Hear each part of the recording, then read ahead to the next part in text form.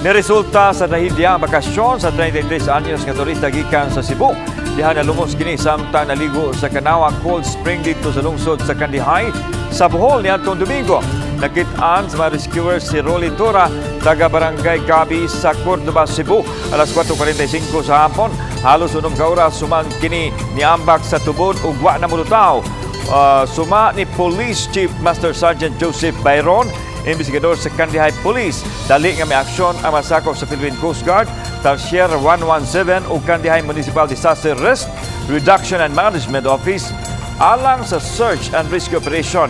Sa taho sa MDRRMO moabot og 18 metros ang gilatmon sa ilang gisaom usa pa nakita ang patayng lawas sa biktima. Naglisod ang ilang search and rescue operation tumikan sa kakusog sa sug sa tubig ug zero visibility. Si Tora nagbakasyon sa Bohol uban ang iyang pamilya. Matod pa, human siya miambak sa tubod ug wa na katunga og balik. Nangagilayon og tabang ang iyang pamilya ug ang patayng lawas ni Tora unang gidala sa punerarya aron maandam usa gidala pagbalik sa lungsod sa Cordoba.